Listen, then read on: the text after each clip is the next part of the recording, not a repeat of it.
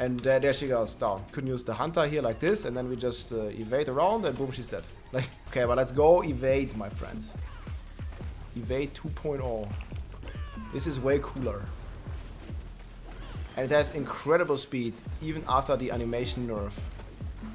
Like, would you look at that? They all melt.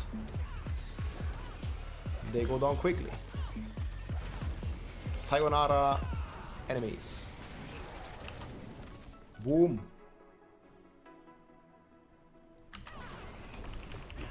They go down.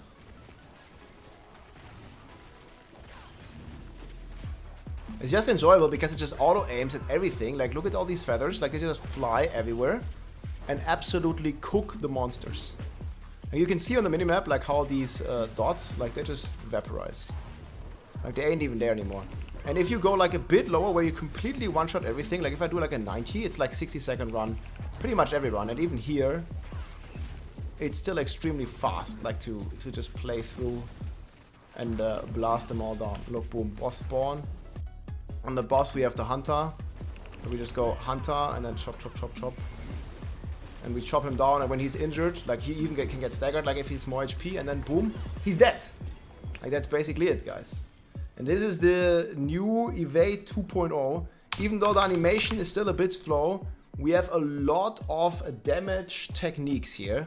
And let me just show them to you. So first of all, we are playing Fist of Fate, and this definitely works with the key damage of this build, which is the Eagle Horse. So every time we evade, it throws out these feathers. And we have perma evade, and we do not need Sepasontek. Sepasontek is like no DPS, and this one here is the redirected force. It is insane amounts of damage here, especially with the primary Eagle Haul, which is basically doubling our more than doubling our damage. I don't even have any triple crits. You can do this on hundreds. You can do like 60 to 90 second 100s here if you triple crit your gear and you get like really good gear. My gear is pretty decent, but you can get like even better gear, and then it's gonna be crazy. So this is the main thing here, guys. Primary Eagle Haul, Storm Feather. And then you might ask yourself, yeah, but how do you reduce your evade cooldown? Look, I can evade all the time. Like, even like this. I'm just evading in the air, and it's permanently. I don't have any aspect, nothing that does that. And what I'm basically only using is attacks reduce evade cooldown with a lot of cooldown reduction. From our Harlequin's Crest, we get cooldown reduction. From our boots, we get cooldown reduction. And it's really essential that you get a high roll here. And on the amulet, you get cooldown reduction. And then on every third evade, it's going to cast Thunder Spike and reset the evade cooldown baseline. Like, even if I'm not doing anything but evade, it's auto-magically resetting it. And we don't have any aspects and stuff. It's just the boots plus cooldown reduction. You see, every time the third attack of our Thunder Spike casts, boom, it gets reset. Back to 5. And we have perma evade like this. No Sepasontek needed, no aspects needed, nothing. Just get a bit of cooldown on Harlequin's Crest, and this one helps you to keep your Armored Tide permanently up. It helps you to keep your Scourge up. It helps you to keep your Revenger up, and stuff like that. The cooldown is fantastic. And then we're rocking the Shroud of the False Death here, 1-2 all passives, unbeatable. We're also stacking life, and we're stacking the Resolve stacks. So you guys can see here, like, when I'm attacking, like, I think I'm at like 40k life when I'm actually like fighting enemies. Can't see it here. I can go to the target dummy here in a sec and show you there.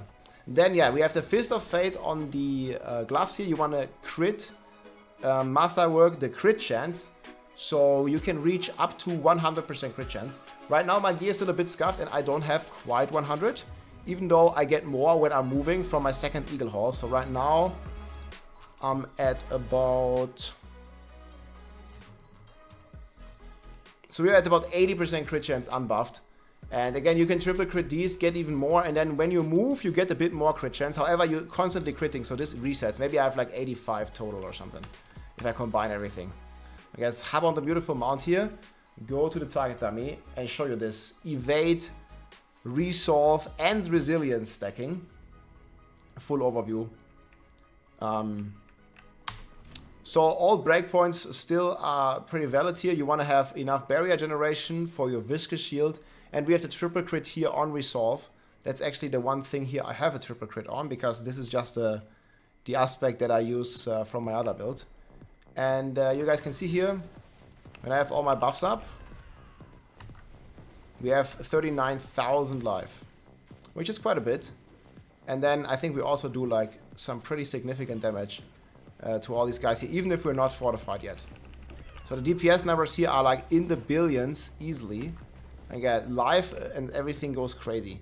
So yeah, we're rocking the leg plates here, mechanic model. This one basically allows us to let our Scourge and our CC go with us. You see here, like this just basically makes our Scourge follow us. And this basically applies it everywhere where we attack. Alternatively, you can also play another 1.2x with the slow aspect here, because we also have a binding Morass here with the fear, and again we fear with our Scourge, and this one just affects everybody basically. Just very important here again that you have evade cooldown, and ideally you want to master work it multiple times, then you do not need it on the amulet, and you can go feather potency. This is going to be the best in slot setup. That's also going to be in the planner in the description. And then we are playing the redirected force, and this one allows us here now, as we have the amulet free, no banished lords, no Kepler Leke build, we have the interdiction here on the amulet now, and this one gives us 22 block chance per resolve stack. And that's basically a ton of a block, and then it gives us the crit damage with our two-handed weapon here. So we get a ton of value. I'm not even sure, like right now, I don't even have resolve stacks, and we are already at 17,000 crit damage, something like that. I don't know if I had everything up, but yeah, it's a lot of crit damage, right? And this is with one resolve stacker, so yeah, 17,000. And we can have even more, yes? So that's gonna be a lot of crit damage here. I think I can get like a screenshot with like 30k if we just put some resolve stacking on. It's gonna be completely nuts here with the crit damage. But yeah, I never actually expected, maybe you can even get 100,000 crit damage. If you, like right now, I only have one resolve stacker. And you can resolve stack here instead of resilience and also get it on the helm. So we can get some crazy amounts here if we want to. And then we're rocking, just like in most other builds, we're rocking Sam Q, so still Earthen Bulwark, but this time with the Sam rune, because we cast evade all the time, so we can activate it all the time. And then here, you know it here, Xol, Xal, when we invoke that evade, we get 20% life, and this is all scaling with our barrier. You just want to make sure, if you're hitting the targets here, that you have the barrier cap. You see 33k barrier on 33k of my life and stuff. Like you definitely want to be, you know, fully in these barrier caps. You can see a 39k out of 39k. So that's pretty cool. Like get the full barrier for the viscous shield. Yeah, then we have the interdiction. We already talked about that. I have crit chance here right now. Ideally, if you have perfect gear and you triple crit all the crit and stuff, you can go with brilliance, like go with the passive roll here. Life is still pretty good because it's like scaling like crazy with the viscous shield and barrier. On the rings here we have Stormfeather potency, defensive cooldown. I like one defensive cooldown roll to almost have perma armored hide because we do need it. This is our only gorilla skill, and we do need to keep up our resilient here, which only lasts for 10 seconds but gives us 45 life. You see here, if I cast this, boom, it gives us this crazy life bonus. And at some point we get the other 20% life from our rune word here. But yeah, you're just gonna make sure that you have it up like roughly every 10 seconds. I'm not fully there yet. I didn't get it like very nice roll, but you can basically have it or even crit it once. Again, my masterwork, I have no Obduct side. My masterworking isn't ideal here. Then we are playing conceded, like we get a ton of barrier from all of our barrier generation, another 1.3x. And then we are playing the Fell Soothsayer here, and this basically helps us in high pits to just like blast down in AoE situations, just kill everything basically. And it's also like double dipping, so it's pretty strong. And I like the Hunter the most because in speedruns you saw like it makes you able to jump objects. It also gives you the extra injury damage, and it also gives you the ferocity stacks. And it also resets the cooldown. You can also play with the Centipede. Then obviously you want to play not Hunter but Centipede cooldown. But I think Hunter is by far the best. And just like you can just spam it, right? Like in typical play. I mean, it only has, like right now, it has a 12-second cooldown. So it's not really long, and it resets on kill, and you're killing, like in 90 seconds, you always have it, basically, like you saw in the runs. You pretty much always have it. And then, yeah, Stormfeather potency is ideal to triple crit tries, and again, you also need GA crit chance, again, to get like some decent crit chances here, up and running. And then we are playing Eagle. This is just the two best hordes, like this one gives more crit chance. And we're also getting the feathers here, which is already doing, you know, 2,000 weapon damage. That's crazy, man. Now that's a lot. And as you notice here, we also have a ton of dexterity, like 4,000 dex actually, which gets pretty rad, and we'll explain why in a second. So that's basically in the skill tree. So we just have 5 points in Thunder Spike, and then here the evade stuff. We don't need anything in the core cluster. We don't use any core skills. Then we have Unrestrained, we have Apex, we have Diminishment. This one is optional. You don't need these 3 points. You can also put them in Armored Hide, or you put them in the Hunter, whatever you like. I had them here in defenses, but you don't really need defenses on this build. Same here for Fueled and stuff. You can move around a lot of points. Like these points here, I'm just gonna remove them. Like these are all optional. Like these points you can just put where you like. But what I recommend here is, again, Apex, Unrestrained Power, Perseverance, then the Armored Hide with Shockwave already has 5 ranks. Counter Attack, Scourge. You want Resilience. You definitely want Brilliance and Acceleration. I also like Potent and Furnace, because we're still using 2 Jaguar skills. Even though we don't have the Jaguar Spirit Hall, we're still using Hunter and Revenger. And also Counter Attack actually. And these ones all give us stacks for potency. So that's gonna be pretty cool. Then we rock 3 in Resolution, 3 in Supremacy, 3 in Intrudency. We have the Hunter, and we have Adaptive Stances. So I'm probably, like, these 8 points, we're gonna probably put them into Hunter and into Armored Hide. Or if you feel like you need Toughness, you put them in Diminishment. But yeah, like the uptime here is pretty good. And the block chance also keeps up for longer. So probably Armored Hide is the best stuff to put it in. Then on the Paragon board, this is a full new board. Spirit still in the starter board. Then we have Viscous Shield here with Jagged Plum. This one, we want to max this out. This one gives us the Storm Feather potency, which is a multiplier, and we get like 360%. Very good. Then we also have the Barrier Generation. We have Convergence here with Talon. And then all the nodes down here with Convergence, which we max with Ferminate, very usual. Then we have Drive, like now we're driving, like we're basically Monka steering all the time. We're going fast, we're going ham. Move all the time, and we also have a ton of like damage reduction while moving and stuff. So Drive is very good. Then last but not least here we have the Colossal. Again, we're doing the Resolve stacking, and this one gives us 2% damage. Even though we don't have Gorilla skills, you see it's only 25 out of 25, but this gives us the crazy damage for our Resolve stacks. And then last but not least, we also have Sapping. Even though we don't need resources, it still gives us a 1.3 x multiplier. And we also have, again, like all the requirements here. I think it should be very easy. And there's basically 2 things to do in the skill tree. So you can play Adaptive Stance. This is what I prefer. However, you can also play Vital Strikes and get a 1.45. But Adaptive Stances, first of all, gives you max movement speed, like instantly, very easily, because you're always using Eagle skills. And it gives you a 50% core set. So you can see this is my normal stats. And when I go like this is my buffed stats. So this gives you like all the requirements on the Paragon board, gives you everything. And overall, I think it is better, especially to activate the Fell Thus Slayer aspect. Check DM in game. Let me know if that's the neck you need. I'll check in a sec. Thank you very much. So yeah, we basically want the Vulnerable to be there all the time for the Fell Thus Slayer. And it just makes it very, very cool, like to melt stuff. And the DPS goes crazy. I can also show you some other content here. Some people wanted me to showcase Lilith real quick. So this build is extremely crazy. To basically melt down all the bosses. It can clear all the content. I don't even think we have to press any buttons. Again, the planner, the full thing, is going to be here in the description. I'm also going to link it here.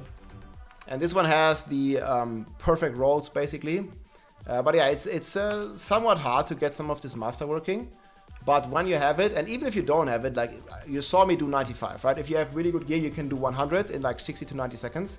But what you can also do is just go in 90. Or 85, whatever works, because the XP difference is not crazy and you're still getting like a ton of gear. So you guys can see I can just like evade all the time like this, and you need about 70% cooldown to make this possible. And then yeah, I think we just gonna see Lilith here in a sec. And there she goes, down. It's not even really a fight, you know? Like you just go around and sayonara Lilith. And then the second phase is no different, right? Like you can use your skills, I don't even think you need them. But we could use them, so we could use the Hunter here like this, and then we just evade around, and boom, she's dead. Like, it's pretty chill, and even like dodging stuff here, like you're like extremely fast, right? I think I'll just move normally, but we also have a ton of life.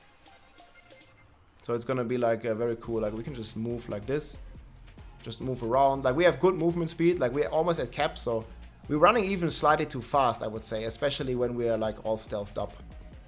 So you want to be a bit careful with that. Like when you're running too fast, like those things, they might come back and hit you.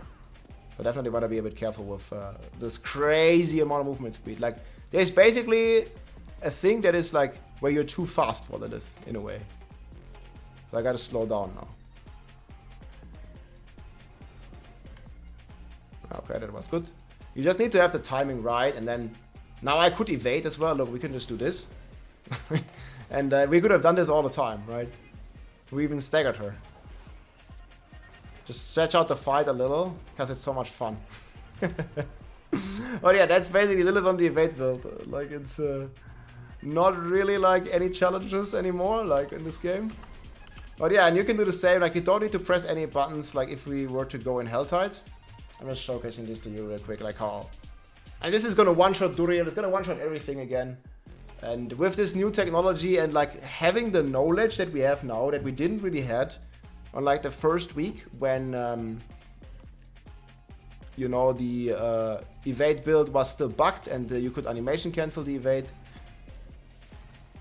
But here we're basically not gonna do anything else, but we just cast evade, that's it. That's literally all we gotta do. You see, it just like throws stuff everywhere, it kills everything instantly. And I mean, you're just moving.